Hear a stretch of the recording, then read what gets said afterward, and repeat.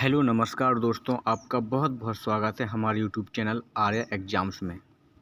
दोस्तों आज हम यहाँ पर लेके आए हैं एक बहुत ही महत्वपूर्ण टॉपिक, जिसे बीएड सेकंड बीएड के प्रथम व द्वितीय वर्ष में डीएलएड बीटीसी टेट के साथ ही एमपी टेट यूपी टेट तथा कई अन्य विभिन्न टीचर्स की तैयारी तथा उनकी अभ्यास प्रश्न में यह टॉपिक पूछा जाता है, क्योंकि यह छात्र अध्यापक के लिए एक अच्छी शिक्षण विधि होती है।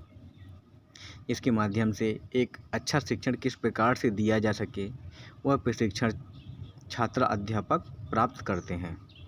तो दोस्तों आइए बढ़ते हैं इस लेख में और पढ़ते हैं इसके बारे में। तो दोस्तों आज हम पढ़ेंगे इसमें आगमन विधि क्या है, आगमन विधि के जनक, आगमन विधि के सूत्र, आगमन विधि के सोपान, आगमन विधि के गुण और आगमन विधि के दोष। तो दोस्तों सबसे पहले हम जानते हैं कि आगमन विधि है क्या।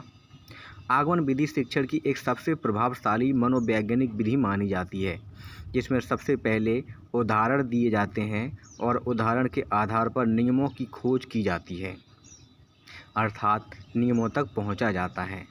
साधारण भाषा में हम कह सकते हैं कि आगमन विधि वह एक विधि है जिनमें छात्रों को पहले किसी भी विषय वस्तु से संबंधित ज्ञान से संबंधित उदाहरण देते हैं और छात्र उन उदाहरणों के आधार पर सामान्य नियम निर्धारित करते हैं या बनाते हैं। उस विधि को ही हम आगमन विधि कहते हैं। यह विधि मनोवैज्ञानिक विधि होती है, क्योंकि बहुत मनोवैज्ञानिकों का कहना है कि जब छात्र छात्राओं के सामने कई प्रकार के उदाहरण, कई प्रकार के तथ्य वस्तुएं देते हैं, तो छात्र उन वस्तुओं को देखकर उनको जांच पड़ताल करते हैं और कुछ निष्कर्ष निकालने की कोशिश करते हैं, जिसको हम आगमन प्रणाली के नाम से जानते हैं। उदाहरण के तौर पर मानो हमने एक छात्र को उदाहरण दिया चौराहा, जिसको छात्र समझते हैं, विश्लेषण करते हैं और इसका नियम निकालने की कोशिश करते हैं कि चौराहा अर्थात 4 रास्तों का समूह होगा, अर्थात इसमें पहला पद संख्यावाची होगा और दूसरा विशेष होगा। इसलिए कह सकते हैं कि उदाहरणों से नियमों की ओर ही जाना आगमन विधि कहलाती है। इस प्रकार से हम इस उदाहरण के तौर पर बता सकते हैं कि चौराहा एक उदाहरण है और उदाहरणों का विश्लेषण करके हमने यह जाना कि यह एक 4 रास्तों का समूह है और हमने नियम बनाए कि इसमें पहला पद संख्यावाची है और दूसरा पद विशेष्य है। तो उदाहरण से हमने नियम बनाए, तो इस विधि को ही हम क्या कहते हैं, आगमन विधि। अब इस आगमन विधि के जनक कौन हैं, किसने यह प्रदान की। तो आगमन विधि शिक्षण की एक प्राचीनतम विधि है जो लंबे समय से चली आ रही है और वर्तमान में भी इसका प्रयोग हो रहा है। उच्च कक्षाओं के शिक्षण में इस प्रकार की विधि का प्रयोग अवश्य और अधिक होता है। इस विधि के प्रतिपादक या जनक अरस्तु नाम के वैज्ञानिक हैं, जो यूनान के एक महान दार्शनिक सिकंदर और प्लूटो के गुरु भी हैं। इसके बाद हम पढ़ते हैं आगमन विधि के सूत्र। तो कौन कौन से सूत्र हैं जो आगमन विधि में पूछे जाते हैं, और यह हमेशा ही विभिन्न सरकारी टीचर्स के एग्जामों में भी पूछे जाते हैं। तो इसको बड़ी ही ध्यान से सुनिएगा। यह 3 प्रकार के सूत्र होते हैं। ज्ञात से अज्ञात की ओर। आगमन विधि का सबसे पहला सूत्र होता है ज्ञात से अज्ञात की ओर। इसमें हम छात्र छात्राओं को विभिन्न प्रकार की वस्तुएं उदाहरण के तौर पर देते हैं जो ज्ञात होती हैं। अब इनका हमें विश्लेषण करना होता है और नए नियम और उनके नियमों के बारे में खोज करना होता है। तो इस प्रकार से ज्ञात वस्तुओं अर्थात उदाहरणों के आधार पर हम नियम या निष्कर्ष निकालते हैं जो अज्ञात होते हैं। तो यह वह विधि है, आगमन विधि है, जिसमें पहला सूत्र होता है ज्ञात से अज्ञात की ओर जाना। इसके बाद दूसरा सूत्र है विशिष्ट से सामान्य की ओर जाना। आगमन विधि विशिष्ट से सामान्य की ओर क्रियाविधि पर कार्य करती है, जिसमें पहले विशिष्ट उदाहरण दिए जाते हैं और नियम खोजे जाते हैं, अर्थात विशिष्ट उदाहरण देकर ही इसमें नियमों का खोज की जाती है। इसीलिए विशिष्ट से सामान्य की ओर जाना इस विधि का सूत्र है। स्थूल से सूक्ष्म की ओर। यह विधि स्थूल से सूक्ष्म की ओर क्रिया पर आधारित होती है और इस सिद्धांत पर कार्य करती है। माना कि हमें कोई एक जटिल वस्तु दे दी और उस वस्तु के बाद हम उस वस्तु का विश्लेषण करते हैं। यह वस्तु किस प्रकार से बनी है, कैसे बनी है, तो छोटी छोटी क्रियाओं के बारे में, नियमों के बारे में पता चलता है। तो हम स्थूल से सूक्ष्म की ओर भी इस विधि में जाते हैं। उदाहरण से नियम की ओर, यह तो हम जानते हैं कि इसमें पहले हमें उदाहरण दिए जाते हैं और नियमों की उत्पत्ति हम स्वयं करते हैं। तो यह हो गए आगमन विधि के प्रमुख सूत्र। अब आगमन विधि के सोपान, वे कौन कौन से सोपान हैं जिस पर आगमन विधि कार्य करती है, वे कौन कौन से चरण हैं जिस पर आगमन विधि कार्य करती है, यह भी अक्सर एग्जामों में पूछा जाता है। तो पहला सोपान है अपना उदाहरणों का प्रस्तुतिकरण। इस विधि में सबसे पहले हमें उदाहरण दिए जाते हैं। आगमन विधि का पहला सोपान माना जाता है उदाहरणों का प्रस्तुतिकरण, जिसमें छात्र तथा छात्राओं के सम्मुख अनेक उदाहरण तो दे दिए जाते हैं। इसके पश्चात दूसरा सोपान होता है निरीक्षण। उदाहरणों के पश्चात हमें उन उदाहरणों का निरीक्षण करना होता है। छात्र छात्राओं के सामने जो उदाहरण प्रस्तुत हैं उन उदाहरणों का विश्लेषण करना पड़ता है। शिक्षक बालकों से विश्लेषणात्मक प्रश्न भी पूछता है ताकि उन्हें सामान्य तथ्य खोज करने के लिए कुछ आधार प्राप्त हो सकें। इसके पश्चात तीसरा सोपान होता है सामान्यीकरण।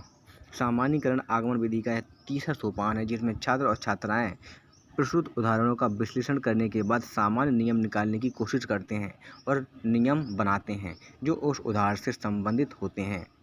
इसके पश्चात सत्यापन, यह चौथा सोपान होता है। सत्यापन आगमन विधि का अंतिम और चौथा सोपान माना जाता है, जिसके अंतर्गत छात्र छात्राओं द्वारा जो भी उदाहरणों के द्वारा सामान्य नियम निकाले जाते हैं उनका सत्यापन विभिन्न प्रकार के उदाहरणों के द्वारा किया जाता है। यह सत्यापन जो हमें अध्यापक होते हैं, हमारे अध्यापक होते हैं, टीचर्स होते हैं, वो सत्यापन करते हैं कि हमने जो उदाहरणों दिए गए उन उदाहरणों के पश्चात जो नियम निकाले वो वास्तव में एकदम सही थे या गलत थे। इसके पश्चात आता है आगमन विधि के गुण। आगमन विधि किस प्रकार से अपने आप में एक अच्छी विधि कहलाती है, कौन कौन से वो गुण हैं जो आगमन विधि को बेस्ट शिक्षण विधि बनाते हैं। आगमन विधि शिक्षण की एक मनोवैज्ञानिक विधि होती है जिसके द्वारा छात्र तथा छात्राओं में वैज्ञानिक रुचि अर्थात खोज की प्रेरणा उत्पन्न होती है। यह बात बिल्कुल सत्य है क्योंकि इसमें हमें उदाहरण दिए जाते हैं और उदाहरण के तौर पर ही हमें सोचना पड़ता है और नियमों की खोज करनी पड़ती है। इस विधि का सबसे बड़ा गुण होता है स्थायी ज्ञान। इस विधि में छात्र छात्राएं स्वयं परिश्रम करके उदाहरणों के आधार पर नवीन नियमों की खोज करते हैं, इसलिए इसमें हमें स्थायी ज्ञान प्राप्त होता है क्योंकि हम स्वयं ही उन नियमों की खोज करते हैं। आगमन विधि के द्वारा छात्र छात्राओं को विभिन्न प्रकार के ज्ञात उदाहरणों के फलस्वरूप उन्हें अज्ञात नियमों की खोज करवाई जाती है, जिससे छात्र छात्राओं में आत्मविश्वास, रुचि, चिंतन तथा रचनात्मक कार्य करने के गुण उत्पन्न होते हैं। यह भी एक बहुत ही अच्छा गुण है। आगमन विधि के फलस्वरूप हमारी सोच का विस्तार होता है, आत्मविश्वास बढ़ता है, रुचि जागृत होती है क्योंकि वह नियम हम स्वयं खोजते हैं, जिससे हमारी सोच भी वैज्ञानिक बनती है। इस विधि के द्वारा छात्र ज्ञात से अज्ञात की ओर जाते हैं, तत्वों का विश्लेषण करते हैं और स्वयं नियम निकालने की कोशिश करते हैं, जिससे उसके मस्तिष्क का विकास होता है, शिक्षण प्रभावशाली बनता है। यह भी एक बहुत ही अच्छा आगमन विधि का गुण है। इसके पश्चात इस विधि के द्वारा शिक्षण देने से अनुसंधान कार्य के लिए प्रोत्साहन मिलता है। अनुसंधान कार्य के लिए यह विधि बहुत ही अच्छी विधि है क्योंकि इसमें छात्र जो होते हैं वह स्वयं ही नियम निकालते हैं, नियमों की खोज करते हैं और खोज करना ही वैज्ञानिक होता है। छात्र छात्राओं को प्रत्यक्ष ज्ञान प्राप्ति होने पर इस विधि के द्वारा वह आत्मनिर्भर बन जाता है। यह भी अच्छी गुण है क्योंकि जब छात्र छात्राएं स्वयं खोज करेंगे तो उन्हें ज्ञान भी प्रत्यक्ष प्राप्त होगा और स्थायी ज्ञान होने के साथ ही वह आत्मनिर्भर भी बनेंगे। आगमन विधि के द्वारा हिंदी, विज्ञान, इतिहास के साथ ही गणित तथा अन्य विषयों का भी प्रभावशाली शिक्षण हो जाता है, जिसमें विज्ञान सबसे अति महत्वपूर्ण विषय माना जाता है। तो दोस्तों यह रहे आगमन विधि के गुण। अब जानते हैं आगमन विधि के वे कौन से दोष हैं जो आगमन विधि में कई प्रकार की अनियमितताएं, बाधाओं के आधार पर जाने जाते हैं। तो आगमन विधि एक जटिल शिक्षण विधि होती है जिसके कारण ज्ञान अर्जन बहुत ही धीमी गति से होता है तथा अधिक शक्ति और समय भी नष्ट होता है। यह तो बात सत्य है, क्योंकि इसमें हमें अज्ञात से अज्ञात की ओर जाना होता है। इसके लिए हमें अपनी दिमागी शक्ति और अपनी चिंतनशील सोचनीय दिमाग की शक्ति को बढ़ाना होता है, इसलिए इसमें समय अधिक लगता है। इस विधि का मुख्य रूप से लाभ प्रतिभाशाली बालकों को होता है। प्रतिभाशाली बालक अपनी बुद्धि के द्वारा नियमों का ज्ञान कर लेते हैं, जबकि बहुत से ऐसे जो सामान्य बुद्धि के बालक होते हैं उन्हें नियम निकालने में दिक्कत होती है और वह निकाल भी नहीं पाते हैं। यह विधि छोटी कक्षाओं के लिए शिक्षण में उपयोग में नहीं लाई जा सकती, क्योंकि इस विधि में हमें ज्ञात चीज़ों के द्वारा अज्ञात चीज़ें निकालनी होती हैं, जो हमारी सोचने की क्षमता, चिंतन आदि पर निर्भर करती है। आगमन विधि में सबसे अधिक समय लगता है, जिस कारण समय सीमा के अंतर्गत पाठ्यक्रम पूरा नहीं हो पाता है। ये बिल्कुल सत्य है, क्योंकि पाठ्यक्रम निर्धारित करने के लिए निर्धारित किया जाता है, उसकी अवधि निर्धारित होती है और उस अवधि के आधार पर ही क्या होता है, हम किसी भी पाठ्यक्रम को पूरा करते हैं। लेकिन जो आगमन विधि है इसमें पाठ्यक्रम तो दे दिया जाता है, किंतु उस पाठ्यक्रम को ठीक समय पर निश्चित पूरा नहीं कर पाते हैं, क्योंकि इस विधि में समय अधिक लगता है। आगमन विधि सभी विषयों के शिक्षण के लिए प्रभावशाली नहीं है। यह भी सत्य, जो आगमन विधि है वह सभी विषयों के लिए प्रभावशाली नहीं है। यह अधिकतर विज्ञान, इतिहास, हिंदी और गणित के लिए उपयुक्त मानी जाती है। तो दोस्तों, यह रहा आज का हमारा प्रमुख टॉपिक, आगमन विधि और इसके अन्य महत्वपूर्ण तथ्यों के बारे में आपने जाना। दोस्तों, अगर वीडियो आपको अच्छा लगा हो तो इसको शेयर, सब्सक्राइब जरूर करें। धन्यवाद।